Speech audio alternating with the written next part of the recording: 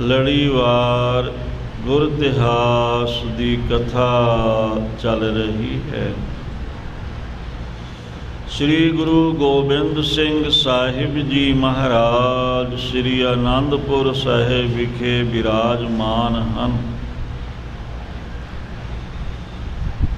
ਗੁਰੂ ਕੇ ਸਿੱਖ ਉੱਚ ਕੋਟੀ ਦੇ ਵਿਦਵਾਨ ਹਨ। ਜਿੱਥੇ ਬੰਦਗੀ ਵਾਲੇ ਹਨ, ਰਹਿਣੀ ਬਹਿਣੀ ਵਿੱਚ ਪੱਕੇ ਹਨ, ਸੂਰਬੀਰ ਯੋਧੇ ਸ਼ਸਤਰਧਾਰੀ, ਉੱਥੇ ਵਿਦਵਾਨ ਵੀ ਸਿਰੇ ਦੇ ਹਨ, ਉੱਚ ਕੋਟੀ ਦੇ ਵਿਦਵਾਨ। ਸਤਿਗੁਰੂ ਜੀ ਨੇ ਖਾਲਸਾ ਸਾਜਣ ਤੋਂ ਪਹਿਲਾਂ ਸੰਬਤ ਬਿਕਰਮੀ 1745 ਦੇ ਵਿੱਚ ਪਾਉਂਟਾ ਸਾਹਿਬ ਦੀ ਸਥਾਪਨਾ ਕੀਤੀ। ਉੱਥੋਂ ਸਤਿਗੁਰੂ ਮਹਾਰਾਜ ਨੇ 5 ਸਿੱਖ ਭੇਜੇ ਸਨ, ਕਿਉਂਕਿ ਉਦੋਂ ਅਜੇ ਖਾਲਸਾ ਨਹੀਂ ਸੀ ਸਾਜਿਆ, ਕਾਸ਼ੀ ਵਿਦਿਆ ਪੜ੍ਹਨ ਦੇ ਵਾਸਤੇ। ਪਰ ਉੱਥੇ ਜਿਹੜੇ ਵਿਦਵਾਨ ਸਨ ਕਾਸ਼ੀ ਦੇ, ਉਹ ਕਹਿੰਦੇ ਵੀ ਇੱਥੇ ਤਾਂ ਬ੍ਰਾਹਮਣ ਹੀ ਵਿਦਿਆ ਪੜ੍ਹ ਸਕਦਾ ਹੈ, ਦੂਜਾ ਨਹੀਂ। ਸਤਿਗੁਰੂ ਜੀ ਨੂੰ ਬੇਨਤੀ ਕੀਤੀ, ਮਹਾਰਾਜ ਉਹ ਤਾਂ ਪੜ੍ਹਾਉਣ ਨੂੰ ਤਿਆਰ ਨਹੀਂ। ਸਤਿਗੁਰੂ ਜੀ ਨੇ ਉਪਦੇਸ਼ ਦਿੱਤਾ, ਭਾਈ ਆਪਾਂ ਝੂਠ ਵੀ ਨਹੀਂ ਬੋਲਣਾ, ਗੁਰਬਾਣੀ ਦਾ ਹੁਕਮ ਹੈ, ਕਹੋ ਕਬੀਰ ਜੋ ਬ੍ਰਹਮ ਵਿਚਾਰੈ ਸੋ ਬ੍ਰਹਮਣ ਕਹੀਅਤ ਹੈ ਹਮਾਰੈ। ਬ੍ਰਹਮਣ ਸੋਈ ਜੇ ਬਿੰਦੈ ਬ੍ਰਹਮ, ਜਬ ਤਬ ਸੰਜਮ ਕਮਾਵੇ ਕਰਮ। ਜਿਹਨੇ ਬ੍ਰਹਮ ਨੂੰ ਜਾਣ ਲਿਆ ਉਹ ਬ੍ਰਹਮਣ ਹੈ। ਇਸ ਲਈ ਤੁਸੀਂ ਹੁਣ ਕਹੋ ਵੀ ਅਸੀਂ ਬ੍ਰਹਮਣ ਹਾਂ, ਬ੍ਰਹਮ ਵਿਦਿਆ ਦੀ ਪ੍ਰਾਪਤੀ ਵਾਸਤੇ ਆਏ ਹਾਂ, ਬ੍ਰਹਮ ਵਿਦਿਆ ਪ੍ਰਾਪਤ ਕਰਨਾ ਚਾਹੁੰਦੇ ਹਾਂ। ਉਹਨਾਂ ਨੂੰ ਫਿਰ ਸਾਧੂਆਂ ਵਾਲੇ ਭੇਖ ਵਿੱਚ ਭਗਵੇਂ ਕੱਪੜੇ ਪਵਾ ਕੇ, ਇਸ ਤਰ੍ਹਾਂ ਫਿਰ, ਕਿਉਂਕਿ ਉਦੋਂ ਅਜੇ ਕਛਹਿਰੇ ਦੀ ਪਰੰਪਰਾ ਵੀ ਨਹੀਂ ਸੀ, ਸੋ ਜੋ ਆਮ ਗਾਤੀ ਮਾਰ ਕੇ ਰੱਖਦੇ ਹਨ, ਚਾਦਰ ਨੂੰ ਇਸ ਤਰ੍ਹਾਂ ਲਪੇਟ ਕੇ ਬੰਨ੍ਹ ਲੈਣਾ, ਪੂਰੇ ਸਰੀਰ 'ਤੇ ਇੱਧਰ ਗੋਡਿਆਂ ਤੱਕ ਢੱਕ ਲੈਣਾ। ਸੋ ਇਸ ਤਰ੍ਹਾਂ ਫਿਰ ਇਹ 5 ਸਿੱਖ ਗਏ ਹਨ ਅਤੇ ਇਹਨਾਂ ਨੇ ਕਾਫੀ ਸਮਾਂ ਵਿਦਿਆ ਪੜ੍ਹੀ। ਹੁਣ ਸਮਝ ਲਓ ਵੀ 45-46 ਤੋਂ ਗਏ ਅਤੇ 56 ਵਿੱਚ ਖਾਲਸਾ ਸਾਜਿਆ, ਅਤੇ ਉਦੋਂ ਬਾਅਦ ਸਤਿਗੁਰੂ ਮਹਾਰਾਜ ਦੇ ਕੋਲ ਆਏ। 11-12 ਸਾਲ ਇਤਨਾ ਲੰਮਾ ਸਮਾਂ, ਅਤੇ ਗੁਰੂ ਦੀ ਉਹਨਾਂ 'ਤੇ ਕਿਰਪਾ ਸੀ, ਬੁੱਧੀ ਬੜੀ ਤੇਜ਼, ਬੜੀ ਤੀਖਣ, ਅਤੇ ਬੜੀ ਛੇਤੀ ਉਹ ਸਾਰੀਆਂ ਵਿਦਿਆਵਾਂ ਦੇ, ਵੇਦਾਂ ਸ਼ਾਸਤਰਾਂ ਦੇ, ਗੀਤਾ ਦੇ, ਉਪਨਿਸ਼ਦਾਂ ਦੇ, ਪੁਰਾਣਾਂ ਦੇ ਉੱਚ ਕੋਟੀ ਦੇ ਵਿਦਵਾਨ ਬਣ ਗਏ, ਦੂਜਿਆਂ ਨੂੰ ਵਿਦਿਆ ਦੇਣ ਦੀ ਸਮਰੱਥਾ ਰੱਖਣ ਵਾਲੇ। ਉਹ ਵੀ ਸਤਿਗੁਰੂ ਮਹਾਰਾਜ ਦੇ ਹਜ਼ੂਰ ਹਨ, ਅਤੇ ਹੋਰ ਵੀ ਬੜੇ ਬੜੇ ਵਿਦਵਾਨ। ਅਤੇ ਭਾਈ ਦਇਆ ਸਿੰਘ ਜੀ ਪਹਿਲਾਂ ਹੀ ਬਹੁਤ ਵਿਦਵਾਨ ਸਨ। ਜਦੋਂ ਇਹਨਾਂ ਦਾ ਪਿਛਲਾ ਜੀਵਨ ਅਸੀਂ ਦੇਖਦੇ ਹਾਂ, ਉੱਚ ਕੋਟੀ ਦੇ ਵਿਦਵਾਨ ਸਨ, ਬੰਦਗੀ ਵਾਲੇ ਵੀ ਸਨ ਅਤੇ ਵਿਦਵਾਨ ਵੀ ਸਨ। ਤਾਂ ਹੀ ਸਭ ਤੋਂ ਪਹਿਲਾਂ ਸਤਿਗੁਰੂ ਆਗੇ ਸੀਸ ਭੇਟ ਦਿਓ, ਇਹ ਬਚਨ ਉਹਨਾਂ ਨੇ ਕਮਾਇਆ, ਭਾਈ ਦਇਆ ਸਿੰਘ ਜੀ ਨੇ। ਅਤੇ ਸਤਿਗੁਰੂ ਜੀ ਨੇ ਉਹਨਾਂ ਨੂੰ ਬਹੁਤ ਮਾਣ ਬਖਸ਼ਿਆ, ਭਾਵੇਂ 5 ਨੂੰ ਪਿਆਰੇ ਦਾ ਸਨਮਾਨ ਦਿੱਤਾ, ਪਰ ਭਾਈ ਦਇਆ ਸਿੰਘ ਜੀ ਵਾਸਤੇ ਸਤਿਗੁਰੂ ਜੀ ਦਾ ਬਚਨ ਸੀ ਵੀ ਇਹਨਾਂ ਵਿੱਚ ਅਤੇ ਮੇਰੇ ਵਿੱਚ ਕੋਈ ਭੇਦ ਨਹੀਂ ਹੈ, ਇਹ ਮੇਰਾ ਹੀ ਸਰੂਪ ਹਨ। ਅਤੇ ਖਾਲਸੇ ਨੇ ਬੇਨਤੀ ਕੀਤੀ, ਮਹਾਰਾਜ ਕੁਝ ਵਿਚਾਰਾਂ ਹਨ, ਠੀਕ ਹੈ, ਵੇਦਾਂ ਦੀ, ਸ਼ਾਸਤਰਾਂ ਦੀ ਵਿਦਿਆ ਪੜ੍ਹ ਕੇ ਸੋਝੀ ਹੁੰਦੀ ਹੈ, ਬੁੱਧੀ ਵੀ ਤੀਖਣ ਹੁੰਦੀ ਹੈ, ਗਿਆਨ ਵੀ ਪ੍ਰਾਪਤ ਹੁੰਦਾ ਹੈ, ਪਰ ਕਈ ਜਿਹੜੇ ਭੇਦ ਹਨ ਉਹ ਖੁੱਲ੍ਹਦੇ ਨਹੀਂ।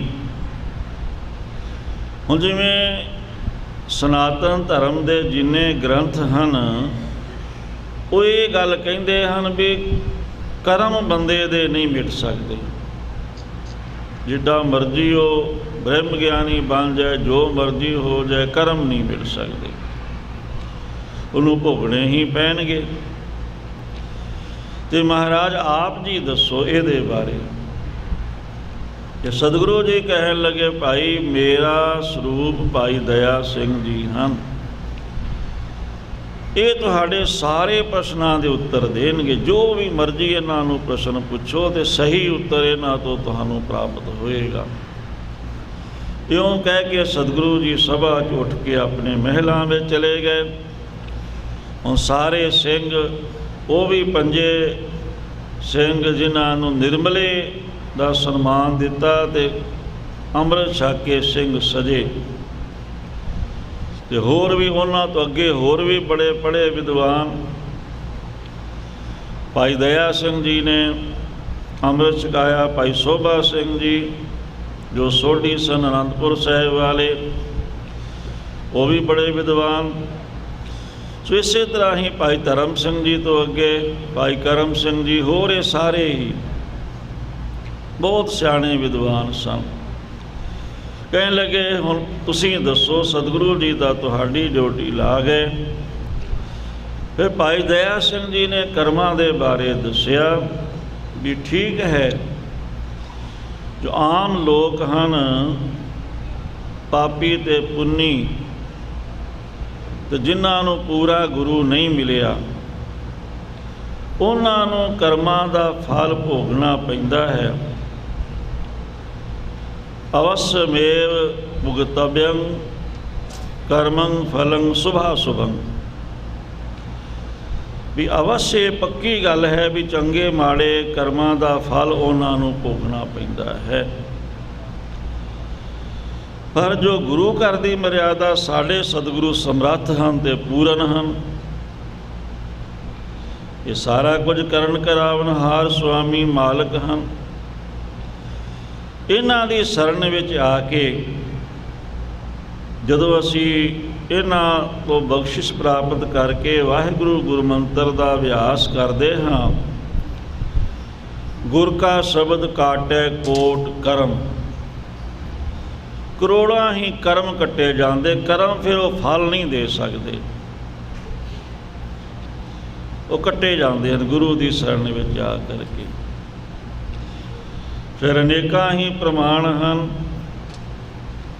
ਗੁਰੂ ਹਰਗੋਬਿੰਦ ਸਾਹਿਬ ਮਹਾਰਾਜ ਦੇ ਕੋਲ ਬੀਬੀ ਸੁਲੱਖਣੀ ਜੀ ਨੇ ਕਿਹਾ, ਪੁੱਤਰ ਦੀ ਦਾਤ। ਸਤਿਗੁਰੂ ਜੀ ਨੇ ਕਿਹਾ ਵੀ ਤੇਰੇ ਜਨਮਾਂ 'ਚ ਤਾਂ ਪੁੱਤਰ ਹੈ ਹੀ ਨਹੀਂ, ਤੇਰੇ ਇਸ ਜਨਮ ਵਿੱਚ ਵੀ ਨਹੀਂ, ਅੱਗੇ ਵੀ ਨਹੀਂ ਹੋਣਾ। ਉਦਾਸ ਹੋਈ ਭਾਈ ਗੁਰਦਾਸ ਜੀ ਨੇ ਕਿਹਾ ਵੀ ਇੱਦਾਂ ਨਹੀਂ, ਹੁਣ ਤੂੰ ਇਉਂ ਕਰ, ਕਾਗਜ਼ ਵੀ ਲੈ ਲੈ, ਕਲਮ ਦਵਾਤ ਵੀ ਲੈ ਲੈ। ਤੇ ਸਤਿਗੁਰੂ ਜੀ ਹੁਣ ਘੋੜੇ 'ਤੇ ਸਵਾਰ ਹੋ ਕੇ ਬਾਹਰ ਜਾਣਗੇ, ਥੋੜ੍ਹੀ ਦੇਰ ਨੂੰ ਅੱਗੇ ਜਾ ਕੇ ਖੜੀ ਹੋ ਜਾਈ।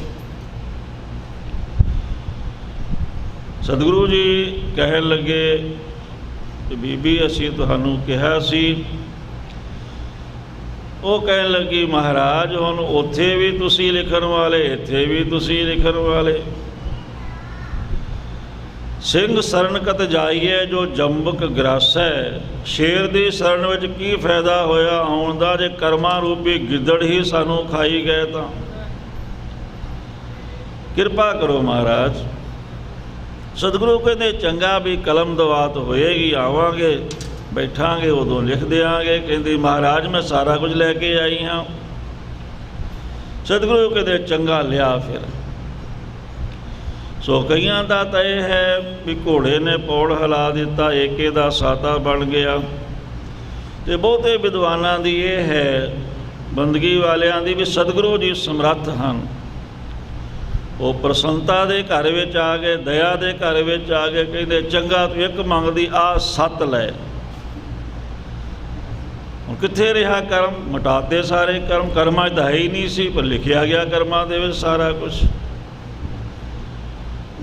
ਗੁਰੂ ਸਮਰੱਥ ਹੈ।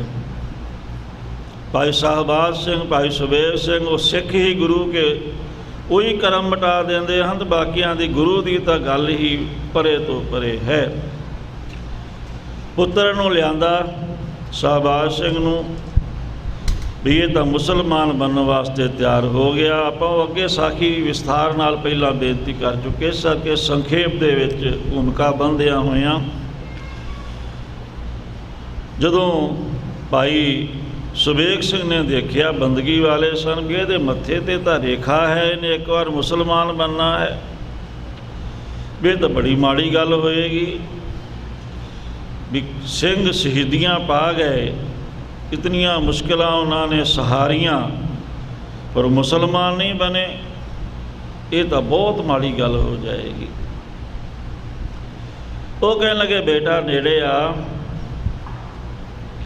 ਨੇੜੇ ਆਇਆ, ਉਹਨਾਂ ਨੇ ਪਿਤਾ ਦਾ ਸਤਿਕਾਰ ਤਾਂ ਕਰਨਾ ਹੀ ਸੀ, ਮੱਥਾ ਟੇਕਣਾ ਸੀ। ਜਦੋਂ ਸਿਰ ਝੁਕਾਇਆ, ਨਮਸਕਾਰ ਕੀਤੀ, ਭਾਵੇਂ ਪੈਰਾਂ ਵਿੱਚ ਬੇੜੀਆਂ, ਹੱਥਾਂ 'ਚ ਹਥਕੜੀਆਂ ਸਨ, ਪਰ ਝੁਕ ਕੇ ਕਿਸੇ ਤਰੀਕੇ ਦੇ ਨਾਲ ਆਪਣੇ ਪੈਰਾਂ ਦੇ ਥੱਲਿਓਂ ਮਿੱਟੀ ਹੱਥ ਲਾ ਕੇ ਆਪਣੇ ਪੈਰਾਂ 'ਤੇ ਉਹਦੇ ਮੱਥੇ 'ਤੇ ਫੇਰ ਦਿੱਤਾ।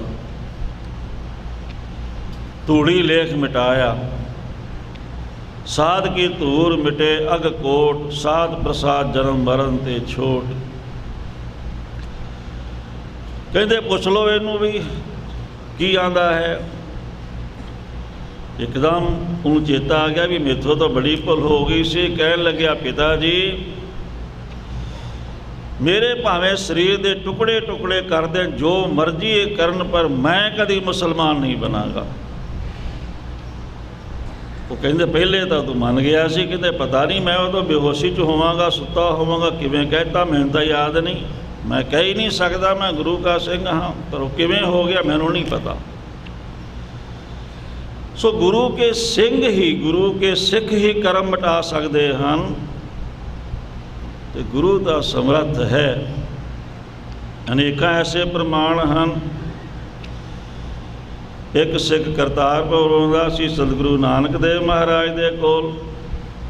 ਇੱਕ ਉਹਦਾ ਮਿੱਤਰ ਪੁੱਠੇ ਪਾਸੇ ਜਾਂਦਾ ਸੀ, ਉਹਨੂੰ ਇੱਕ ਦਿਨ ਮੋਹਰ ਮਿਲ ਗਈ ਤੇ ਉਹਦੇ ਪੈਰ 'ਚ ਕੰਡਾ ਚੁੱਭ ਗਿਆ।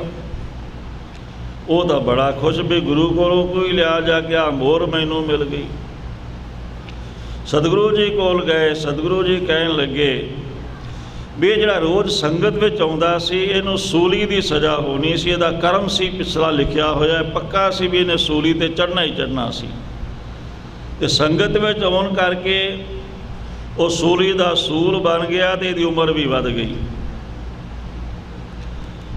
ਤੇ ਉਹਨੂੰ ਕਿਹਾ ਵੀ ਤੂੰ ਕੋਈ ਪੁੰਨ ਕਰਮ ਕੀਤਾ ਸੀ, ਤੈਨੂੰ ਪੂਰੀ ਮੋਹਰਾਂ ਦੀ ਗਾਗਰ ਮਿਲਣੀ ਸੀ, ਸੋਨੇ ਦੀਆਂ ਮੋਹਰਾਂ ਦੀ ਭਰੀ ਹੋਈ, ਤੇ ਰੋਜ਼ ਤੂੰ ਜਾ ਕੇ ਮਾੜਾ ਕੰਮ ਕਰਦਾ ਸੀ, ਇੱਕ ਮੋਹਰ ਰੋਜ਼ ਸੜ ਜਾਂਦੀ ਸੀ, ਤੇ ਅੱਜ ਤੇਰਾ ਦਾ ਨਹੀਂ ਲੱਗਿਆ, ਗੱਲ ਬਣੀ ਨਹੀਂ, ਤੂੰ ਉੱਥੇ ਬੈਠਾ ਬੈਠਾ ਐਵੇਂ ਹੱਥ ਮਾਰਨ ਲੱਗ ਗਿਆ, ਪੈਰਾਂ ਨਾਲ ਮਿੱਟੀ ਜਿਹੀ ਫੁਰਨ ਲੱਗ ਗਿਆ, ਤੈਨੂੰ ਲੱਗਿਆ ਵੀ ਇੱਥੇ ਕੁਝ ਹੈ। ਜਦੋਂ ਤੂੰ ਹੇਠਾਂ ਤੋਂ ਪੱਟਿਆ ਤੇ ਘੜਾ ਨਿਕਲਿਆ, ਸਾਰਾ ਕੋਲਿਆਂ ਦਾ ਭਰਿਆ, ਉਲਟਾਇਆ ਤੇ ਇੱਕ ਮੋਹਰ ਨਿਕਲ ਆਈ ਉਹਦੇ 'ਚੋਂ। ਸਤਿਗੁਰੂ ਜੀ ਕਹਿਣ ਲੱਗੇ, ਉਹ ਤੇਰੇ ਸਾਰੀਆਂ ਮੋਹਰਾਂ ਹੀ ਮਿਲਣੀਆਂ ਸੀ ਤੈਨੂੰ, ਉਹ ਸਾਰੀਆਂ ਸੜ ਕੇ ਸੁਆਹ ਹੋ ਗਈਆਂ, ਇੱਕ ਅੱਜ ਬਚ ਗਈ, ਉਹ ਤੈਨੂੰ ਮਿਲ ਗਈ। ਸੋ ਗੁਰੂ ਦੀ ਸੰਗਤ ਵਿੱਚ ਆਉਣ ਕਰਕੇ ਵੀ ਕਰਮ ਮਿਟ ਜਾਂਦੇ ਹਨ। ਗੁਰੂ ਦਾ ਸਮਰੱਥ ਹੈ, ਗੁਰੂ ਕੇ ਸਿੱਖ ਵੀ ਕਰਮ ਮਿਟਾ ਦਿੰਦੇ ਹਨ। ਐਸੇ ਅਨੇਕਾਂ ਹੀ ਗੁਰੂ ਘਰ ਅੰਦਰ ਪ੍ਰਮਾਣ ਹਨ।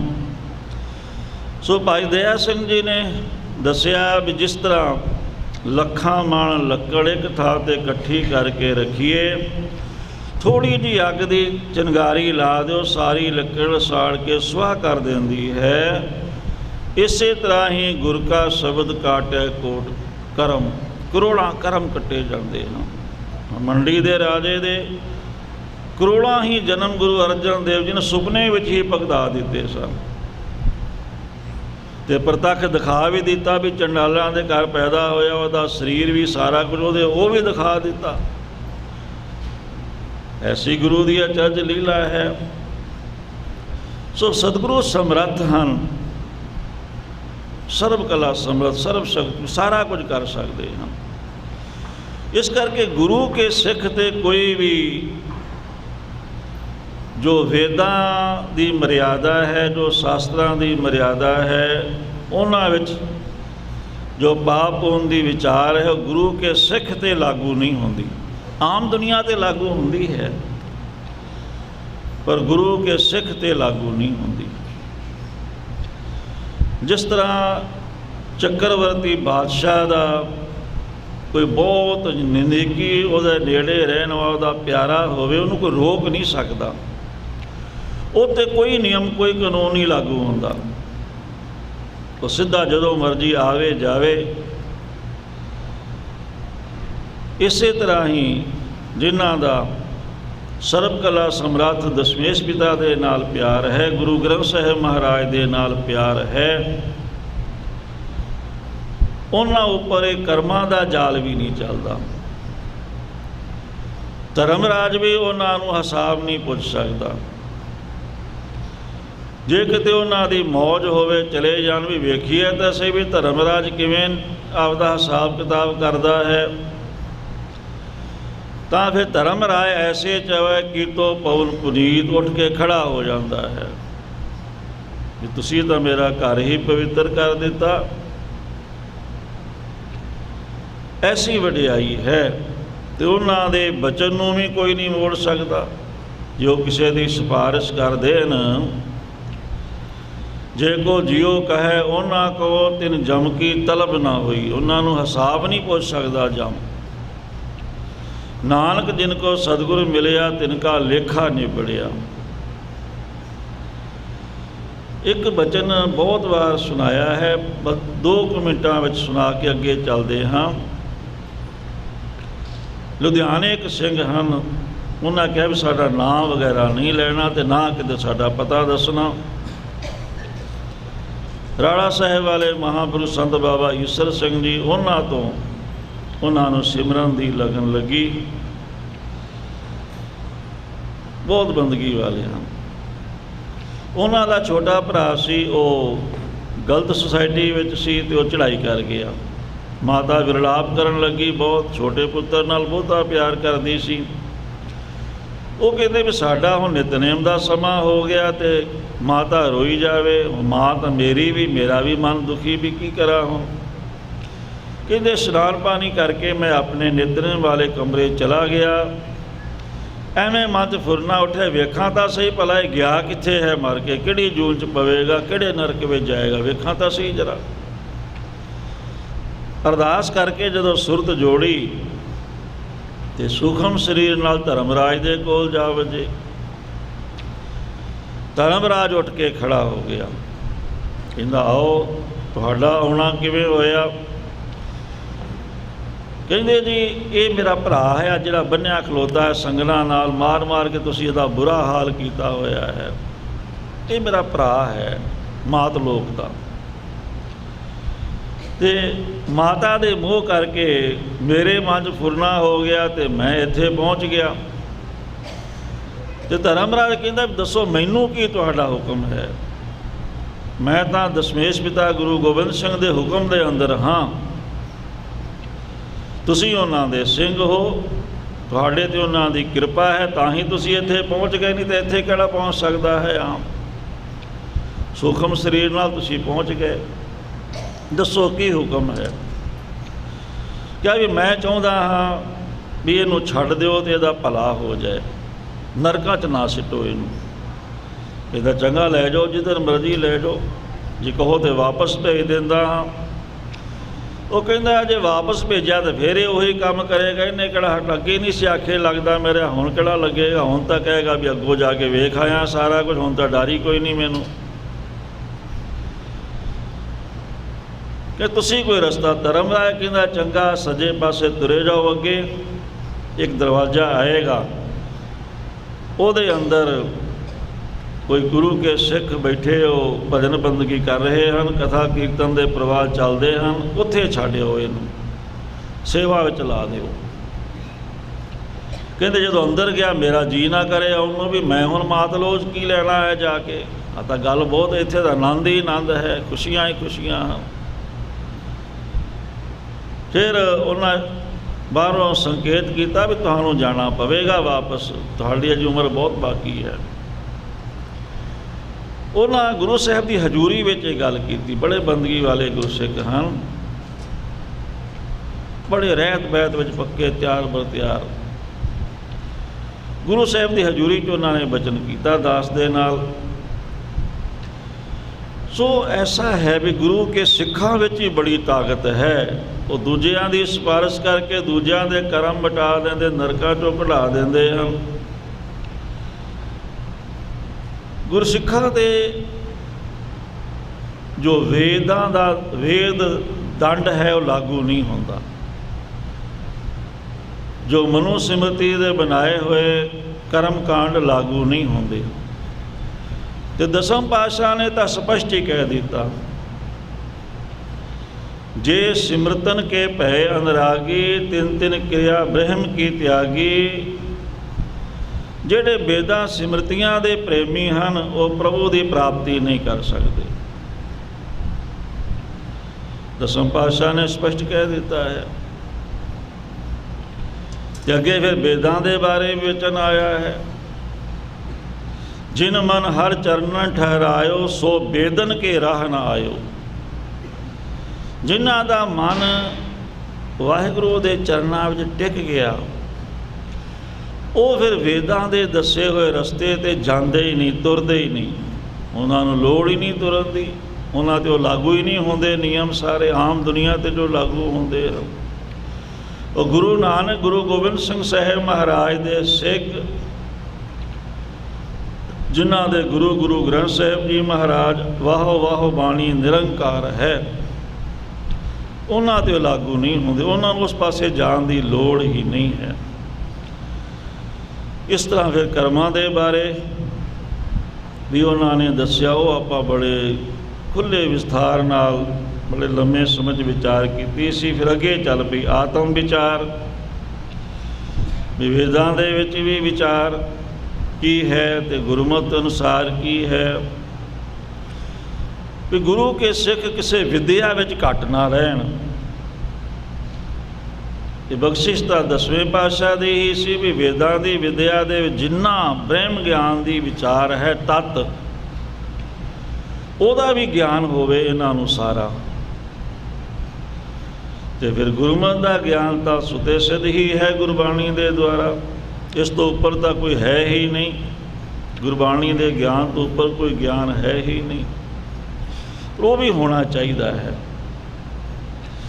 ਸੋ ਉਹ ਆਪਾਂ ਆਤਮ ਵਿਚਾਰ ਦਾ ਜੋ ਪਹਿਲਾ ਇਤਿਹਾਸ ਸੀ ਉਹ ਕਰੀਬਨ 9-10 ਦਿਨਾਂ ਦੇ ਵਿੱਚ ਸਤਿਗੁਰੂ ਦੀ ਕਿਰਪਾ ਦਸ਼ਮੇਸ਼ ਪਿਤਾ ਨੇ ਆਪ ਬਖਸ਼ਿਸ਼ ਕਰਕੇ ਜਿੰਨੀ ਕੁ ਬੁੱਧੀ ਸਤਿਗੁਰੂ ਨੇ ਬਖਸ਼ੀ ਉਸ ਅਨੁਸਾਰ ਆਪਾਂ ਉਹ ਵਿਚਾਰ ਕੀਤੀ ਹੈ।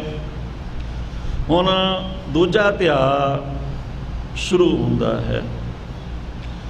ਉਹਦੇ ਵਿੱਚ ਸ਼ੁਰੂਆਤ ਸੀ ਜੀਵ ਦੀ, ਵੀ ਜਿਹੜੀ ਸਾਡੇ ਅੰਦਰ ਅਹੰ ਬਿਰਤੀ ਹੈ,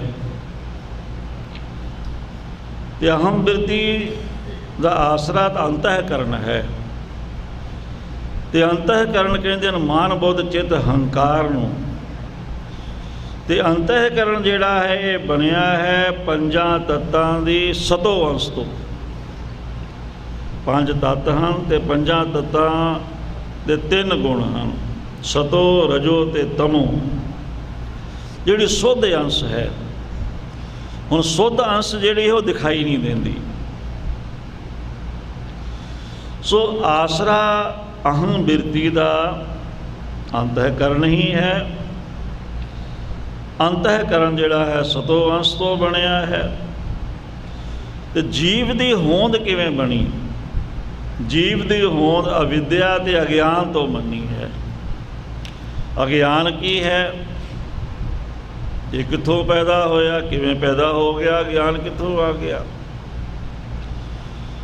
ਸੋ ਜਦੋਂ ਕਲਗੀਧਰ ਪਾਤਸ਼ਾਹ ਦਾ ਫਰਮਾਨ ਹੈ, ਪ੍ਰਥਮ ਓੰਕਾਰ ਤਿਨ ਕਹਾ ਸੋ ਤੁਨ ਪੂਰ ਜਗਤ ਮੋ ਰਹਾ ਤਾਤੀ ਪੈ ਸ੍ਰਿਸ਼ਟ ਇਹ ਸਾਰੀ। ਕੀਤਾ ਪਸਾਓ ਏਕੋ ਕਵਾਓ ਦਿਸਦੇ ਹੋਏ ਲੱਖ ਦਰਿਆਓ। ਉਹ ਜਿਹੜਾ ਸੀ, ਹੁਣ ਉਹ 'ਤੇ ਸਮਾਂ ਤਾਂ ਹੈ ਹੀ ਨਹੀਂ ਸੀ। ਆਪਾਂ ਕਹਿ ਨਹੀਂ ਸਕਦੇ ਵੀ ਉਸ ਸਮੇਂ ਉਹ ਸਮਾਂ ਹੈ ਹੀ ਨਹੀਂ ਸੀ। ਉਹ ਤਾਂ ਕੁਝ ਵੀ ਨਹੀਂ ਸੀ। ਸਮਾਂ ਵੀ ਨਹੀਂ ਸੀ, ਉਦੋਂ ਕੁਝ ਹੈ ਹੀ ਨਹੀਂ ਸੀ। ਜਦੋਂ ਅਕਾਲ ਪੁਰਖ ਵਾਹਿਗੁਰੂ ਨੂੰ ਇਹ ਸੰਕਲਪ ਹੋਇਆ, ਇਹ ਫੁਰਨਾ ਫੁਰਿਆ, ਜਦੋਂ ਉਹ ਫੁਰਨਾ ਹੀ ਅਗਿਆਨ ਹੈ, ਉਹ ਫੁਰਨੇ ਤੋਂ ਹੀ ਅੱਗੇ ਫਿਰ ਸੰਕਲਪ ਕਹਿ ਲਓ, ਫੁਰਨਾ ਕਹਿ ਲਓ, ਉਹਨੂੰ ਅਗਿਆਨ ਦਾ ਰੂਪ ਉਹ ਬਣ ਗਿਆ। ਤੇ ਅਗਿਆਨ ਦਾ ਵੀ ਕੋਈ ਜਨਮ ਨਹੀਂ ਹੈ, ਨਾ ਕੋਈ ਸਮਾਂ ਹੈ, ਨਾ ਕੋਈ ਜਨਮ ਹੋ। ਪਹਿਲਾਂ ਪਿੱਛੇ ਬੜੀ ਡੂੰਘੀ ਵਿਚਾਰ ਆਪਾਂ ਸਰਵਣ ਕੀਤੀ ਹੈ। ਤੇ ਉਸ ਅਗਿਆਨ ਤੋਂ ਹੀ ਅੱਗੇ, ਅਗਿਆਨ ਕੀ ਹੈ, ਸੂਖਮ, ਅੱਗੇ ਪਰਦਾ ਹੋ ਗਿਆ। ਤੇ ਅਗਿਆਨ ਤੋਂ ਹੀ ਅੱਗੇ 3 ਗੁਣ ਪੈਦਾ ਹੋਏ, ਸਤੋ, ਰਜੋ ਤੇ ਤਮੋ। ਤੇ 3 ਗੁਣਾਂ ਤੋਂ ਅੱਗੇ ਮਾਇਆ, ਤੇ ਮਾਇਆ ਫਿਰ 3 ਗੁਣਾਂ ਤੋਂ ਪੈਦਾ ਹੋਈ। 3 ਗੁਣਾਂ ਦੀ ਮਾਲਕ ਹੀ ਇਹਨੂੰ ਬਣਾ ਦਿੱਤਾ, ਮਾਇਆ ਨੂੰ। ਹੁਣ ਮਾਇਆ ਕੀ ਹੈ? ਜੋ 3 ਗੁਣ ਹਨ, 3 ਗੁਣਾਂ ਦੀ ਸਤੋ ਅੰਸ਼ ਤੋਂ ਮਾਇਆ ਬਣੀ ਹੈ। ਸਤੋ ਅੰਸ਼ ਦਾ ਮਤਲਬ ਹੁੰਦਾ ਹੈ ਵੀ ਰਜੋ ਤੇ ਤਮੋ ਵੀ ਉਹਦੇ ਵਿੱਚ ਹਨ, ਪਰ ਸਤੋ ਗੁਣ ਸੁੱਧ ਹੈ। ਇਹ ਉਹਨੇ ਇੱਕ ਆਤਮ ਸਾਇੰਸ ਵਰਗੀ ਗੱਲ ਹੈ। ਜਿਵੇਂ ਸਾਇੰਸ ਦੇ ਫਾਰਮੂਲੇ ਬੜੇ ਔਖੇ ਹੁੰਦੇ ਹਨ ਨਾ, ਇਹ ਵੀ ਹਨ ਤਾਂ ਬੜੇ ਔਖੇ ਜਿਹੇ ਫਾਰਮੂਲੇ, ਪਰ ਇਹ ਸਮਝਣ ਦੇ ਨਾਲ ਫਿਰ ਅਵਸਥਾ ਦੀ ਪ੍ਰਾਪਤੀ ਬੜੀ ਛੇਤੀ ਹੁੰਦੀ ਹੈ। ਤੇ ਬੁੱਧੀ ਤੇਜ਼ ਹੋ ਜਾਏਗੀ, ਆਤਮ ਵਿਸ਼ੈਣੀ ਬੁੱਧੀ ਹੋ ਜਾਏਗੀ, ਆਤਮਾ ਨੂੰ ਜਾਣਨ ਵਾਲੀ, ਆਤਮ ਅਨੁਭਵ ਵਾਲੀ ਬੁੱਧੀ ਹੋ ਜਾਏਗੀ। ਉਹਦੇ ਨਾਲ ਫਿਰ ਜਦੋਂ ਅਸੀਂ ਬੰਦਗੀ ਕਰਾਂਗੇ, ਸੇਵਾ ਕਰਾਂਗੇ, ਬੜੀ ਛੇਤੀ ਉਸ ਚੀਜ਼ ਨੂੰ ਅਸੀਂ ਜਾਣ ਲਵਾਂਗੇ। ਕਿਉਂਕਿ ਗਿਆਨ 2 ਤਰ੍ਹਾਂ ਦਾ ਹੈ, ਇੱਕ ਪਰੋਖ ਗਿਆਨ, ਇੱਕ ਅਪਰੋਖ ਗਿਆਨ। ਪਰੋਖ ਹੁੰਦਾ ਹੈ ਵੀ ਓਲੇ। ਓਲੇ ਗਿਆਨ ਦਾ ਮਤਲਬ ਕੀ ਹੋਇਆ? ਵੀ ਜਿਵੇਂ ਸਤਿਗੁਰੂ ਜੀ ਨੇ ਸਾਨੂੰ ਦੱਸਿਆ ਵੀ ਉਹ ਪਰਮਾਤਮਾ ਦਾ ਸਰੂਪ ਕੀ ਹੈ, ਉਹ ਇੱਕ ਹੈ। ਓਂਕਾਰ ਸਾਰਿਆਂ ਦਾ ਪ੍ਰਕਾਸ਼ਕ ਹੈ, ਸਤ ਸੱਚਾ ਹੈ। ਸਤ ਦਾ ਅਰਥ ਹੈ ਸਦਾ ਰਹਿਣ ਵਾਲਾ, ਕਾਇਮ ਦਾਇਮ ਸਦਾ ਪਾਤਸ਼ਾਹੀ। ਉਹ ਸੱਚ ਨਹੀਂ ਜੋ ਝੂਠ ਦੇ ਬਰਾਬਰ ਸੱਚ ਹੈ। ਨਾਮ ਕਹੀਏ ਜੋ ਪ੍ਰਸਿੱਧ ਹੈ, ਤੇ ਨਾਮ ਦਾ ਅਰਥ ਹੈ ਸਮੁੱਚੀ ਅਕਾਲ ਪੁਰਖ ਵਾਹਿਗੁਰੂ ਦੀ ਤਾਕਤ ਨੂੰ ਨਾਮ ਸ਼ਬਦ ਦੇ ਨਾਲ ਸਤਿਗੁਰੂ ਜੀ ਨੇ ਸੰਬੋਧਨ ਕੀਤਾ ਹੈ। ਨਾਮ ਕੇ ਧਾਰੇ ਸਗਲੇ ਜੰਤ, ਨਾਮ ਕੇ ਧਾਰੇ ਖੰਡ ਬ੍ਰਹਿਮੰਡ। ਸਮੁੱਚੀ ਤਾਕਤ ਨੂੰ ਨਾਮ ਸ਼ਬਦ ਦੇ ਨਾਲ ਸਤਿਗੁਰੂ ਜੀ ਨੇ ਸੰਬੋਧਿਤ ਕੀਤਾ ਹੈ। ਤੇ ਉਹਦਾ ਨਾਮ ਸਦਾ ਹੈ, ਇੱਕ ਰਸ ਕਰਤਾ ਹੈ ਸਾਰੇ ਸੰਸਾਰ ਦਾ, ਪੁਰਖ ਪੂਰਨ ਹੈ, ਨਿਰਭਉ ਹੈ, ਨਿਰਵੈਰ ਹੈ, ਕਾਲ ਤੋਂ ਰਹਿਤ ਹੈ, ਸਮੇਂ ਦੀ ਹੱਦਬੰਦੀ ਤੋਂ ਰਹਿਤ। ਕਾਲ ਉਹਨੇ ਬਣਾਇਆ ਹੈ, ਉਹ ਕਾਲ ਦੇ ਅਧੀਨ ਨਹੀਂ ਹੈ, ਕਾਲ ਉਸ ਤੋਂ ਬਣਿਆ ਹੈ। ਬਾਕੀ ਸਭ ਰਚਨਾ ਕਾਲ ਦੀ ਹੈ, ਸਮੇਂ ਅਨੁਸਾਰ ਹੈ। ਅਕਾਲ ਮੂਰਤ ਉਹਦੀ ਐਸੀ ਹਸਤੀ ਹੈ, ਐਸੀ ਉਹਦੀ ਹੋਂਦ ਹੈ, ਐਸਾ ਉਹਦਾ ਵਜੂਦ ਹੈ। ਅਜੂਨੀ, ਉਹ ਜੂਨੀਆਂ 'ਚ ਨਹੀਂ ਆਉਂਦਾ। ਸਹਿਭੰਗ ਆਪਣੇ ਆਪ ਤੋਂ ਪ੍ਰਕਾਸ਼ਮਾਨ ਹੈ, ਕਿਸੇ ਦੇ ਆਸਰੇ ਨਹੀਂ ਹੈ। ਕੋਈ ਕਹਿ ਨਾ ਸਕੈ ਕੋ ਤੂੰ ਕਦ ਕਾ, ਇਹ ਵੀ ਨਹੀਂ ਕੋਈ ਕਹਿ ਸਕਦਾ। ਉਹ ਕਿਸੇ ਤੋਂ ਨਹੀਂ ਹੈ, ਉਸ ਤੋਂ ਸਾਰੇ ਹਨ, ਉਹ ਕਿਸੇ ਤੋਂ ਨਹੀਂ ਹੈ। ਉਹ ਆਪਣੇ ਆਪ ਤੋਂ ਸਹਿਭੰਗ, ਆਪਣੇ ਆਪ ਤੋਂ ਪ੍ਰਕਾਸ਼ਮਾਨ ਹੈ। ਗੁਰ ਪ੍ਰਸਾਦ,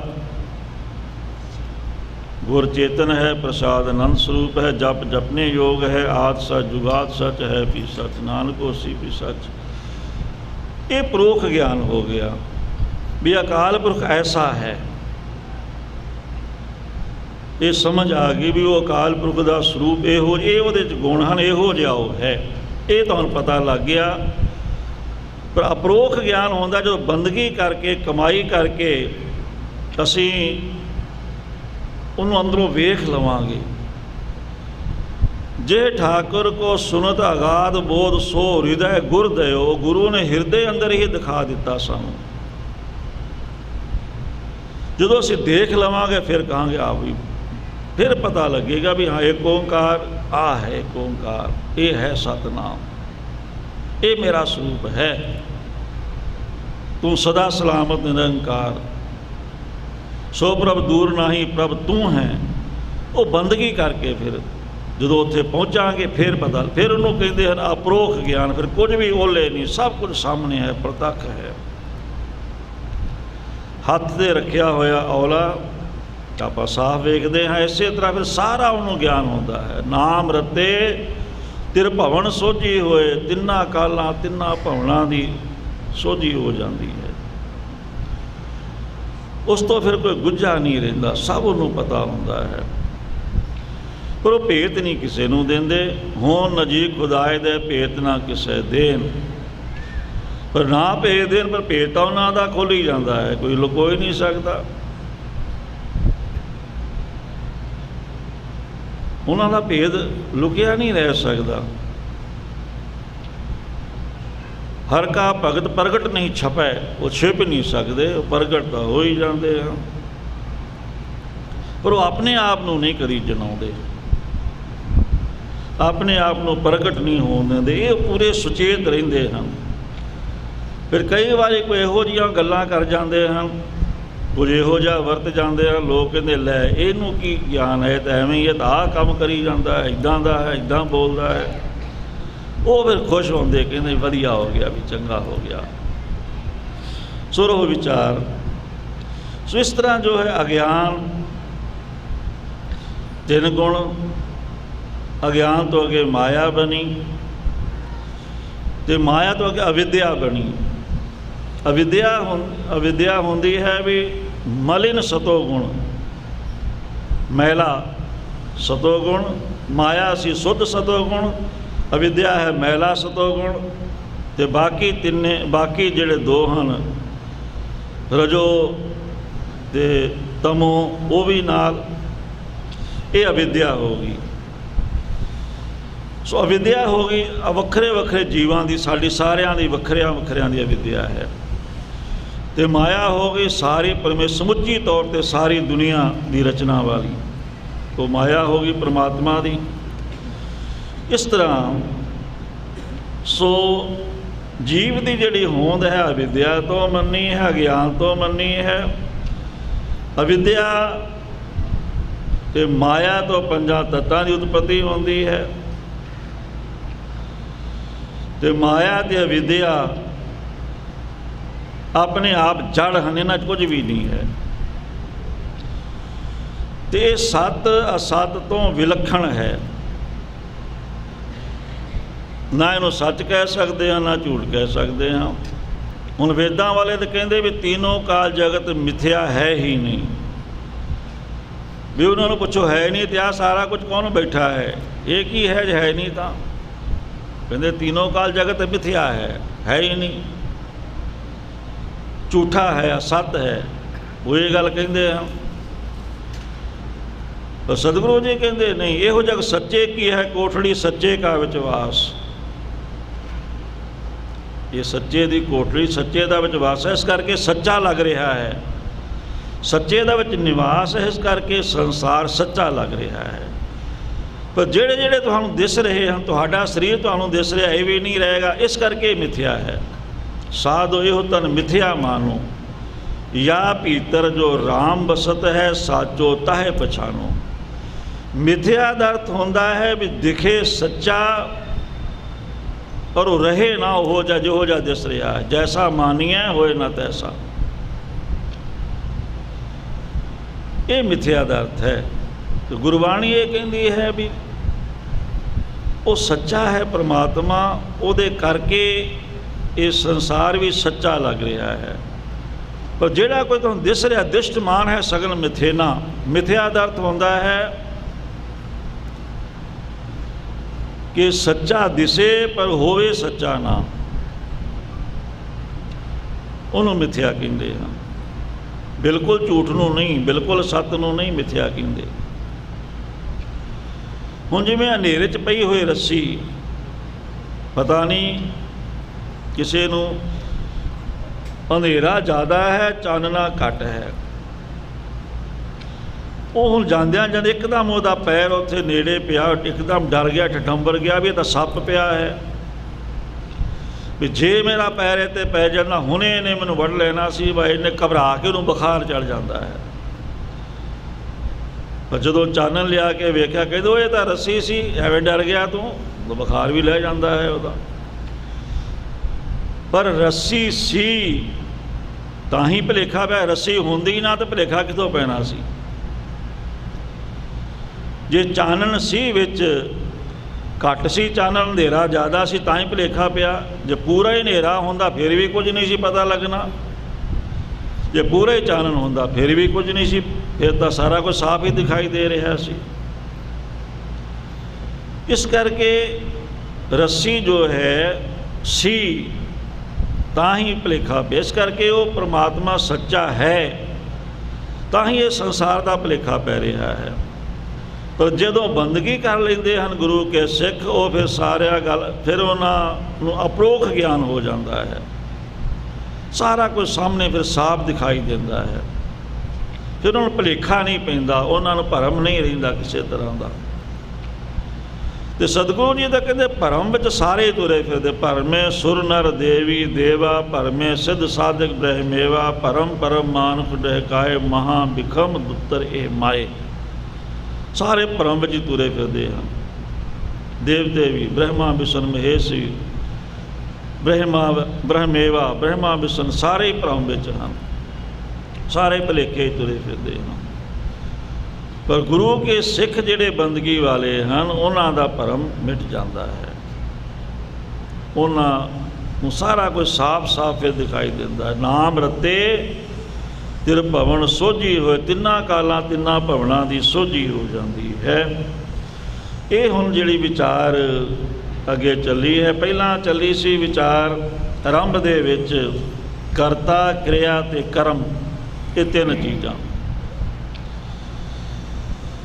ਜਦੋਂ ਕੋਈ ਬੰਦਾ ਕੁਝ ਕੰਮ ਕਰਨਾ ਚਾਹੁੰਦਾ ਹੈ, ਵੀ ਮੈਂ ਆਹ ਕਰਾਂ, ਉਹਨੂੰ ਕਰਤਾ ਕਿਹਾ ਹੈ। ਫਿਰ ਉਹ ਕਰਦਾ ਹੈ ਕੰਮ, ਉਹਨੂੰ ਕਿਰਿਆ ਕਹਿੰਦੇ ਨੇ, ਉਹ ਕੰਮ ਉਹਨੇ ਕਰ ਲਿਆ। ਅਤੇ ਜਦੋਂ ਉਹ ਕੰਮ ਕਰ ਲੈਂਦਾ ਹੈ ਉਹ ਫਿਰ ਉਹਦਾ ਕਰਮ ਬਣ ਜਾਂਦਾ ਹੈ, ਕਰਨ ਤੋਂ ਬਾਅਦ ਉਹ ਕਰਮ ਬਣ ਜਾਂਦਾ ਹੈ। ਇਹ ਵੀ ਤ੍ਰਿਪਟੀ ਹੋ ਗਈ, ਤਿੰਨ ਚੀਜ਼ਾਂ ਹੋ ਗਈਆਂ, ਕਰਤਾ, ਕਿਰਿਆ ਅਤੇ ਕਰਮ। ਅਤੇ ਫਿਰ ਕਰਮਾਂ ਦਾ ਫਲ ਭੋਗਣਾ ਪੈਂਦਾ ਹੈ। ਪਰ ਬ੍ਰਹਮ ਗਿਆਨੀ ਨੂੰ ਨਹੀਂ ਭੋਗਣਾ ਪੈਂਦਾ, ਕਿਉਂਕਿ ਬ੍ਰਹਮ ਗਿਆਨੀ ਦੇ ਜਿਹੜੇ ਪਿਛਲੇ ਕਰਮ ਹਨ ਉਹ ਸਾਰੇ ਨਸ਼ਟ ਹੋ ਜਾਂਦੇ ਹਨ। ਅਤੇ ਕਿਰੇਮਾਨ ਜੋ ਕਰਮ ਕਰਦਾ ਹੈ, ਬ੍ਰਹਮ ਗਿਆਨੀ ਕਹੇ ਹੋਏ ਸੋ ਭਲਾ, ਉਹ ਚੰਗਾ ਹੀ ਕਰਦਾ ਹੈ ਜੋ ਕਰਦਾ ਹੈ। ਲੋਕਾਂ ਨੂੰ ਲੱਗਦਾ ਵੀ ਨਿਆਂ ਕਰਤਾ, ਪਾਪ ਹੋ ਗਿਆ, ਆਹ ਹੋ ਗਿਆ, ਉਹ ਹੋ ਗਿਆ। ਪਰ ਸਿਮਰਨ ਕਰਨ ਵਾਲਾ ਜਿਹੜਾ ਹੈ ਜੋ ਵੀ ਕਰਦਾ ਉਹ ਚੰਗਾ ਹੀ ਕਰਦਾ ਹੈ। ਫਿਰ ਉਹਨੂੰ ਫਲ ਕਿਉਂ ਨਹੀਂ ਭੋਗਣਾ ਪੈਂਦਾ? ਕਿਉਂਕਿ ਉਹਨੂੰ ਤਾਂ ਆਤਮ ਗਿਆਨ, ਆਤਮਿਕ ਆਨੰਦ ਦੀ ਪ੍ਰਾਪਤੀ ਹੋ ਗਈ। ਉਹਦੇ ਵਾਸਤੇ ਕੁਝ ਉਹਨੂੰ ਪ੍ਰਾਪਤ ਕਰਨਾ ਬਾਕੀ ਰਿਹਾ ਹੀ ਨਹੀਂ, ਉਹਦੀ ਕੋਈ ਇੱਛਾ ਹੀ ਨਹੀਂ ਹੈ ਕਿਸੇ ਚੀਜ਼ ਦੀ, ਕੁਝ ਉਹ ਚਾਹੁੰਦਾ ਹੀ ਨਹੀਂ ਹੈ। ਜਿਹਨੂੰ ਪਰਮ ਆਨੰਦ, ਪਰਮ ਸੁੱਖ ਮਿਲ ਗਿਆ, ਉਹ ਦੁਨਿਆਵੀ ਫਿਰ ਸੁੱਖਾਂ ਵਿੱਚ ਉਹ ਫਸਦਾ ਹੀ ਨਹੀਂ, ਉਹਨੂੰ ਇੱਛਾ ਹੀ ਨਹੀਂ ਹੁੰਦੀ ਉਹਨਾਂ ਦੀ।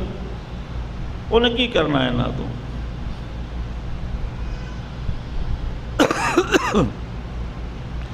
ਸੋ ਜੇ ਉਹ ਕੋਈ ਚੰਗੇ ਕੰਮ ਕਰਦਾ, ਪਰਉਪਕਾਰ ਕਰਦਾ ਹੈ, ਲੰਗਰ ਲਾ ਰਿਹਾ ਹੈ, ਸੇਵਾ ਕਰਵਾ ਰਿਹਾ ਹੈ, ਸੰਗਤਾਂ ਨੂੰ ਨਾਮ ਬਾਣੀ ਨਾਲ ਜੋੜੇ, ਲੱਗਾ ਹੋਇਆ ਦਿਨ, ਬਹਿੰਦਾ ਨਹੀਂ ਉਹ। ਇਹ ਨਹੀਂ ਵੀ ਜੇ ਬ੍ਰਹਮ ਗਿਆਨ ਹੋ ਗਿਆ ਤਾਂ ਜਿਵੇਂ ਸ਼ਾਸਤਰਾਂ ਵਾਲਿਆਂ ਦਾ ਹੈ ਵੀ ਬਸ ਚੁੱਪ ਕਰਕੇ ਬਹਿ ਜਾਓ, ਕੁਝ ਵੀ ਕਰਨ ਦੀ ਲੋੜ ਨਹੀਂ। ਗੁਰੂ ਸਾਹਿਬ ਕਹਿੰਦੇ ਨਹੀਂ, ਉਦਮ ਕਰ ਹਰ ਜਾਪਣਾ ਵਡ ਭਾਗੀ ਹਰ, ਉਦਮ ਵਿੱਚ ਲੱਗੇ ਰਹਿਣਾ। ਬ੍ਰਹਮ ਗਿਆਨੀ ਕੇ ਨਾਮ ਆਧਾਰ, ਬ੍ਰਹਮ ਗਿਆਨੀ ਕੇ ਨਾਮ ਪਰਿਵਾਰ। ਉਹ ਨਾਮ ਦੇ ਆਸਰੇ ਰਹਿੰਦਾ, ਨਾਮ ਵੀ ਜਪਦਾ ਰਹਿੰਦਾ ਹੈ, ਜਪਾਉਂਦਾ ਵੀ ਹੈ। ਜਿਹੜੇ ਉਹਦੇ ਪੁੰਨ ਕਰਮ ਹਨ ਉਹਨੂੰ ਤਾਂ ਪੁੰਨਾਂ ਦਾ ਵੀ ਫਲ ਉਹਨੂੰ ਨਹੀਂ ਮਿਲਦਾ, ਉਹਨੂੰ ਲੋੜ ਹੀ ਨਹੀਂ। ਨਾ ਉਹਨੇ ਸੁਰਗ 'ਤੇ ਜਾਣਾ, ਜਦੋਂ ਸੁਰਗ ਵਿੱਚ ਜਾਣਾ ਹੀ ਨਹੀਂ ਤਾਂ ਪੁੰਨਾਂ ਦੀ ਕੀ ਲੋੜ ਹੈ ਉਹਨੂੰ? ਉਹਦੇ ਪੁੰਨ ਕਰਮਾਂ ਦਾ ਫਲ ਉਹਦੀ ਸੇਵਾ ਕਰਨ ਵਾਲੇ, ਉਹਦੀ ਉਸਤਤ ਕਰਨ ਵਾਲੇ, ਉਹਦੀ ਵਡਿਆਈ ਕਰਨ ਵਾਲੇ ਉਹ ਲੈ ਜਾਂਦੇ ਹਨ। ਉਹਨਾਂ ਦਾ ਭਲਾ ਹੋ ਜਾਂਦਾ ਹੈ, ਉਹਨੂੰ ਕੋਈ ਫਰਕ ਨਹੀਂ ਪੈਂਦਾ। ਅਤੇ ਜਿਹੜੇ ਨਿੰਦਿਆ ਕਰਦੇ ਹਨ, ਦੇਖੋ ਆਹ ਬੜਾ ਬਣਿਆ ਫਿਰਦਾ ਹੈ, ਕੱਲ੍ਹ ਇੱਦਾਂ ਦਾ ਸੀ, ਅੱਜ ਇੱਦਾਂ ਦਾ ਬਣ ਗਿਆ, ਇਹਨੇ ਤਾਂ ਆਹ ਕੀਤਾ, ਉਹ ਕੀਤਾ, ਉਹ ਜਿਹੜੇ ਨਿੰਦਿਆ ਅਣਹੋਈ ਨਿੰਦਿਆ ਕਰਦੇ ਹਨ, ਉਹਦੇ ਵਿੱਚ ਉਹ ਗੱਲਾਂ ਨਹੀਂ ਹਨ, ਪਰ ਉਹ 'ਤੇ ਥੋਪਦੇ ਹਨ, ਕਿਉਂਕਿ ਉਹਨਾਂ ਅੰਦਰ ਉਹ ਗੱਲਾਂ ਹਨ। ਜੈਸੀ ਦ੍ਰਿਸ਼ਟੀ ਤੈਸੀ ਸ੍ਰਿਸ਼ਟੀ। ਜਿਹੋ ਜਿਹੀ ਬੰਦੇ ਦੀ ਆਪਦੀ ਸੋਚ ਹੋਏਗੀ, ਉਹਨੂੰ ਸਾਰੇ ਉਹੋ ਜਿਹੇ ਦਿਸਣਗੇ। ਸੁਖੀਏ ਕੋ ਭੇਖੈ ਸਭ ਸੁਖੀਆ, ਰੋਗੀ ਕੈ ਭਾਣੇ ਸਭ ਰੋਗੀ। ਗੁਰਬਾਣੀ ਦਾ ਫਰਮਾਨ ਹੈ। ਫਿਰ ਆਪਦੀ ਨਿਗਾਹ ਨਾਲ ਦੇਖਦੇ ਹਨ ਤੇ ਉਹ ਉਹਦੀ ਨਿੰਦਿਆ ਅਣਹੋਈ ਨਿੰਦਿਆ ਕਰਦੇ ਹਨ। ਤੇ ਜੇ ਸੁਤੇ ਸੇ ਕੋਈ ਉਹਦੇ ਕੋਲੋਂ ਐਸਾ ਹੋ ਵੀ ਜਾਵੇ ਵੀ ਕਿਸੇ ਨੂੰ ਕੁਝ ਕਿਹਾ ਜਾਵੇ, ਕੋਈ ਡਾਂਟਿਆ ਜਾਵੇ, ਕੁਝ ਹੋਰ ਕੁਝ ਹੋ ਜਾਵੇ, ਕਿਸੇ ਦਾ ਮਨ ਦੁਖਾਇਆ ਜਾਵੇ, ਸੁਤੇ ਸੇ ਜੋ ਕੁਝ ਹੋ ਜਾਵੇ, ਕੋਈ ਮਾੜਾ ਕਰਮ, ਉਹਦਾ ਫਲ ਫਿਰ ਨਿੰਦਿਆ ਕਰਨ ਵਾਲੇ ਲੈ ਜਾਂਦੇ ਹਨ। ਅਣਹੋਂਦਾ ਭਾਰ ਨਿੰਦਕ ਸਿਰ ਧਰ, ਅਣਹੋਇਆ ਭਾਰ ਵੀ ਚੁੱਕੀ ਫਿਰਦੇ ਹਨ ਫਿਰ ਸਿਰ 'ਤੇ। ਉਹ ਨਿਰਲੇਪ ਹੈ। ਪੁੰਨੀ ਪਾਪੀ ਆਖਣ ਨਾ ਹੈ, ਨਾ ਉਹਨਾਂ ਨੂੰ ਪੁੰਨੀ ਕਿਹਾ ਜਾਂਦਾ, ਨਾ ਉਹਨਾਂ ਨੂੰ ਪਾਪੀ ਕਿਹਾ ਜਾਂਦਾ ਹੈ। ਉਹ ਇਸ ਤੋਂ ਨਿਰਲੇਪ ਹੋ ਜਾਂਦੇ ਹਨ। ਸੋ ਐਸੀ ਵਡਿਆਈ ਹੈ ਗੁਰੂ ਨਾਨਕ ਦੇ ਘਰ ਦੀ, ਗੁਰੂ ਨਾਨਕ ਦੀ ਸਿੱਖੀ ਦੀ ਐਸੀ ਮਹਿਮਾ ਹੈ। ਸੋ ਅੱਗੇ ਹੁਣ ਹੋਰ ਡੂੰਘੀ ਵਿਚਾਰ ਚੱਲੀ ਹੈ ਵੀ ਜਿਹੜੀ ਅਸੀਂ ਕੁਝ ਕਰਨਾ ਚਾਹੁੰਦੇ ਹਾਂ, ਉਹ ਸਾਡੇ ਅੰਤਹਿਕਰਨ ਤੋਂ ਜੋ ਬਿਰਤੀ ਪੈਦਾ ਹੋਈ ਕੁਝ ਕਰਨ ਦੇ ਵਾਸਤੇ, ਕੁਝ ਪ੍ਰਾਪਤ ਕਰਨ ਵਾਸਤੇ, ਗਿਆਨ ਪ੍ਰਾਪਤ ਕਰਨ ਵਾਸਤੇ, ਵੀ ਮੈਨੂੰ ਪਰਮਾਤਮਾ ਦਾ ਗਿਆਨ ਪ੍ਰਾਪਤ ਹੋਵੇ, ਇਹ ਇੱਛਾ ਪੈਦਾ ਹੋਈ। ਹੁਣ ਜਿਸ ਦੇ ਰਾਹੀਂ ਗਿਆਨ ਪ੍ਰਾਪਤ ਹੋਣਾ ਹੈ, ਸਿਮਰਨ ਦੇ ਰਾਹੀਂ ਹੋਵੇ, ਕਥਾ ਕੀਰਤਨ ਦੇ ਰਾਹੀਂ ਹੋਵੇ,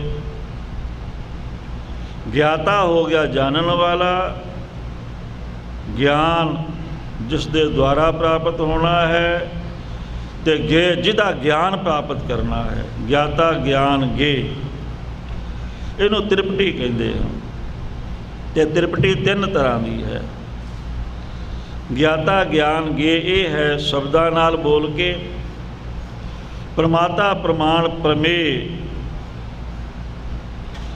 ਜਿਵੇਂ ਕਿਸੇ ਚੀਜ਼ ਦਾ ਪ੍ਰਮਾਣ ਦੇਣਾ ਹੈ, ਕਿਸੇ ਚੀਜ਼ ਬਾਰੇ ਪ੍ਰਮੇਯ ਜਾਣਨਾ ਹੈ।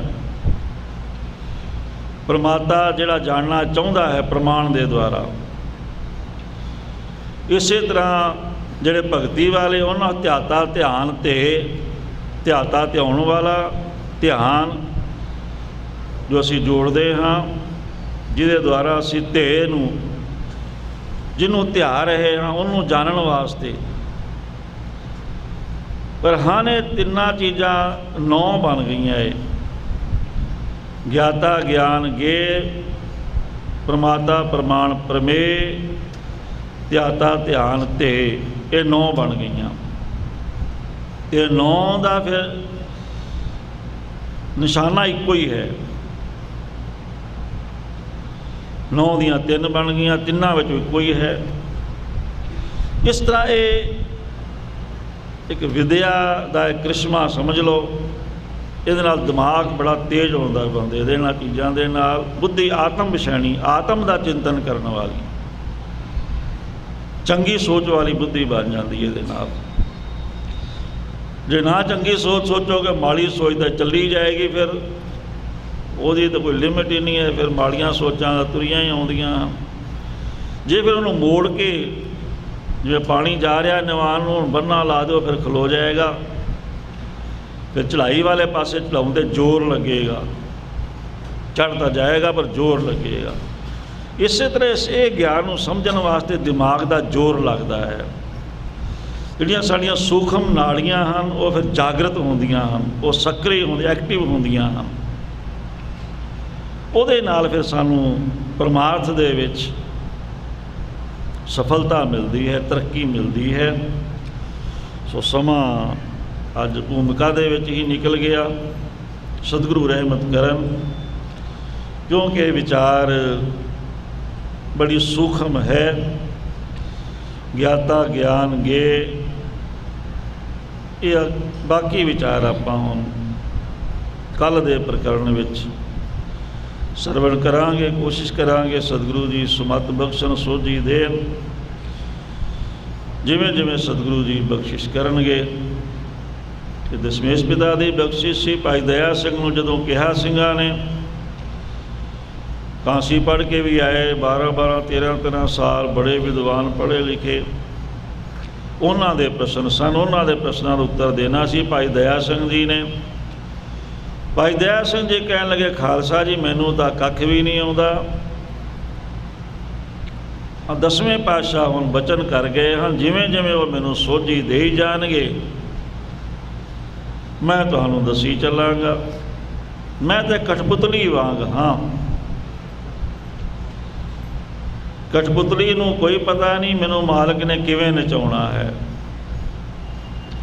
ਇਸ ਲਈ ਮਾਲਕ ਦਸਵੇਂ ਪਾਤਸ਼ਾਹ ਹਨ, ਬੁੱਧੀ ਵੀ ਉਹੀ ਬਖਸ਼ਣ ਵਾਲੇ, ਸੋਝੀ ਵੀ ਉਹੀ ਦੇਣ ਵਾਲੇ, ਸਾਰਾ ਗਿਆਨ ਹੀ ਉੱਥੋਂ ਪੈਦਾ ਹੁੰਦਾ ਹੈ। ਗਿਆਨ ਦੇ ਕਰਤੇ ਆਪ ਹਾਂ। ਜਿਵੇਂ ਜਿਵੇਂ ਉਹ ਸੋਝੀ ਦੇਣਗੇ ਮੈਂ ਤੁਹਾਡੇ ਨਾਲ ਵਿਚਾਰ ਸਾਂਝੇ ਕਰਾਂਗਾ। ਐਡੇ ਵੱਡੀ ਬੰਦਗੀ ਵਾਲੇ ਜਿਨ੍ਹਾਂ ਨੂੰ ਦਸਵੇਂ ਪਾਤਸ਼ਾਹ ਨੇ ਆਪਣਾ ਰੂਪ ਕਿਹਾ, ਪਹਿਲੇ ਪਿਆਰੇ ਪੰਜਾਂ ਚੋਂ ਪਹਿਲੇ ਜਿਨ੍ਹਾਂ ਨੇ ਸੀਸ ਭੇਟ ਕੀਤਾ, ਤੇ ਆਪਾਂ ਤਾਂ ਕਿਤੇ ਵਿਚਾਰੇ ਹਾਂ। ਅਸੀਂ ਤਾਂ ਜੇ ਦਸਵੇਂ ਪਾਤਸ਼ਾਹ ਦੇ ਦਰ ਦੇ ਕੂਕਰ ਬਣਨ ਦੇ ਵੀ ਲਾਇਕ ਨਹੀਂ ਬਣ ਸਕੇ, ਤੇ ਵਿਚਾਰ ਤਾਂ ਕੀ ਕਰਨੀ ਹੈ। ਪਰ ਜਿਉਂ ਪ੍ਰੇਰੇ ਤਿਉਂ ਕਰਨਾ, ਜਿਵੇਂ ਉਹਨਾਂ ਦੀ ਰਹਿਮਤ ਹੋ ਰਹੀ ਹੈ, ਦਸਵੇਂ ਪਿਤਾ ਦੀ ਪ੍ਰੇਰਨਾ ਹੋ ਰਹੀ ਹੈ, ਜਿਵੇਂ ਸਤਿਗੁਰੂ ਜੀ ਬਖਸ਼ਿਸ਼ ਕਰਨਗੇ ਵੀ ਜਿੰਨੇ ਸੌਖੇ ਤੋਂ ਸੌਖੇ ਸ਼ਬਦਾਂ ਦੇ ਵਿੱਚ ਵਿਚਾਰ ਕੀਤੀ ਜਾਵੇ, ਵਿਚਾਰ ਸਮਝ ਵਿੱਚ ਆ ਜਾਵੇ, ਇਹ ਯਤਨ ਰਹੇਗਾ। ਸੋ ਭਾਵੇਂ ਦਾਸ ਦੀ ਵੀ ਥੋੜ੍ਹੀ ਬਹੁਤ ਭਾਵਨਾ ਤਾਂ ਹੈ, ਪਰ ਭਾਈ ਗੁਰਦਿਆਲ ਸਿੰਘ ਜੋ ਪੋਥੀ, ਇਹਨਾਂ ਦੀ ਇੱਛਾ ਹੈ ਵੀ ਸਾਰੀ ਕਥਾ YouTube 'ਤੇ ਪਾ ਦੇਣੀ ਹੈ। ਇਸ ਕਰਕੇ ਕਾਫੀ 4 ਦਿਨ ਦੀ ਕਥਾ 4 ਘੰਟੇ ਦੀ ਤਾਂ ਪਾ ਵੀ ਦਿੱਤੀ YouTube 'ਤੇ। ਸੋ ਇਹ ਸਾਰੀ ਕਥਾ ਜੋ ਹੈ ਡੂੰਘੀ ਬ੍ਰਹਮ ਗਿਆਨ ਦੀ ਡੂੰਘੀ ਵਿਚਾਰ ਜੋ ਹੈ, ਭਾਵੇਂ ਮਹੀਨਾ ਲੱਗ ਜਾਏ, ਪਰ ਇਹ ਸਾਰੀ ਕਥਾ YouTube 'ਤੇ ਪਾ ਦਿੱਤੀ ਜਾਵੇ ਤਾਂ ਕਿ ਸੰਗਤਾਂ ਲਾਭ ਪ੍ਰਾਪਤ ਕਰ ਸਕਣ। ਤੇ ਫਿਰ ਅਸੀਂ ਦੂਜੇ ਬੜੇ ਬੜੇ ਵਿਦਵਾਨਾਂ ਨਾਲ ਵੀ ਫਿਰ ਅਸੀਂ ਗੱਲ ਕਰ ਸਕਦੇ ਹਾਂ, ਉਹਨਾਂ ਦੇ ਨਾਲ। ਗੁਰਬਾਣੀ ਦੇ ਗਿਆਨ ਦੇ ਤੋਂ ਤਾਂ ਗਿਆਨ ਹੈ ਹੀ ਨਹੀਂ ਕੋਈ, ਪਰ ਕਈ ਖਰੜ ਗਿਆਨੀ ਇਹੋ ਜਿਹੇ ਹੁੰਦੇ, ਉਹ ਗੁਰਬਾਣੀ ਦੇ ਗਿਆਨ ਨੂੰ ਵੀ ਫਿਰ ਇੱਧਰ ਉੱਧਰ ਹੁੰਦੇ ਹਨ, ਫਿਰ ਉਹਨਾਂ ਨੂੰ ਫਿਰ ਉਹਨਾਂ ਦੇ ਗਿਆਨ ਦੇ ਰਾਹੀਂ ਢਾਇਆ ਜਾਵੇ। ਪਰ ਸਾਡਾ ਇਹ ਕੰਮ ਨਹੀਂ ਹੈ ਢਾਉਣ ਦਾ। ਪਰ ਫਿਰ ਵੀ ਹੁਣ ਜੇ ਕੋਈ ਨਾ ਹੀ ਸਮਝੇ, ਕੋਈ ਗਾਲੀ ਪੈ ਜਾਏ ਮੱਲੋ ਮੱਲੀ ਵੀ ਤੈਨੂੰ ਕੀ ਆਉਂਦਾ ਹੈ, ਤਾਂ ਫਿਰ ਸਮਝ ਹੋਵੇ ਪੂਰੀ ਸਾਰੀ। ਇਹ ਸਾਰੀ ਸਮਝ ਵਾਸਤੇ ਤਾਂ ਸਤਿਗੁਰੂ ਜੀ ਨੇ ਕੌਤਕ ਵਰਤਾਇਆ ਹੈ। ਇਹ ਸਾਰੀ ਕਥਾ ਕਹਾਈ ਤਾਂ ਹੈ ਭਾਈ ਦਇਆ ਸਿੰਘ ਤੋਂ ਵੀ ਸਾਡੇ ਸਿੰਘਾਂ ਨੂੰ ਪੂਰੀ ਸਮਝ ਹੋਵੇ, ਪੂਰਾ ਤੇਜ਼ ਦਿਮਾਗ ਹੋਵੇ ਉਹਨਾਂ ਦਾ, ਸਾਰੀ ਚੀਜ਼ ਦਾ ਪਤਾ ਹੋਵੇ ਉਹਨਾਂ ਨੂੰ। ਸੋ ਸਤਿਗੁਰੂ ਜੀ ਰਹਿਮਤ ਕਰਨ, ਜਿਵੇਂ ਜਿਵੇਂ ਸਤਿਗੁਰੂ ਦੀ ਬਖਸ਼ਿਸ਼ ਹੋਏਗੀ ਆਪਾਂ ਵਿਚਾਰ ਕਰਾਂਗੇ। ਸਮਾਂ ਇਜਾਜ਼ਤ ਨਹੀਂ ਦਿੰਦਾ। ਆਓ 1 ਮਿੰਟ ਵਾਸਤੇ ਸਿਮਰਨ ਦੀ ਹਾਜ਼ਰੀ ਲਾ ਕੇ ਸਮਾਪਤੀ ਕਰੀਏ। ਕੋਈ ਵੀ ਰਸਨਾ ਖਾਲੀ ਨਾ ਰਹੇ। ਸਾਰਿਆਂ ਨੇ ਮਿਲ ਕੇ ਬੋਲਣਾ, ਵਾਹਿਗੁਰੂ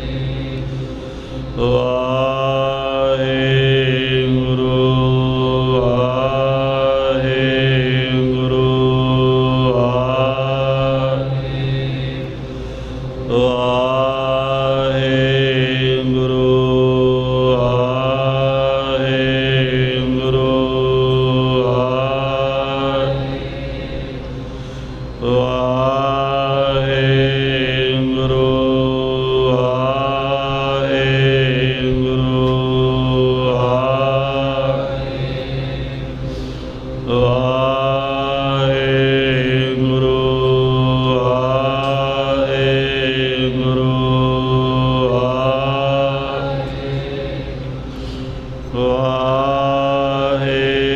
ਵਾਹਿਗੁਰੂ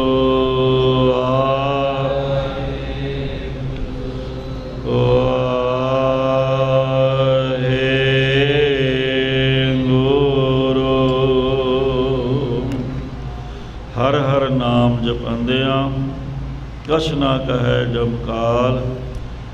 ਨਾਨਕ ਮਨ ਤਨ ਸੁਖੀ ਹੋਏ ਆਂਤੇ ਮਿਲੈ ਗੋਪਾਲ। ਅਹੰ ਵਿਦ ਜਿਨ ਭਾਸ ਜੁਤ ਸੋ ਗਿਆਤਾ ਤਾ ਪਹਿਚਾਨ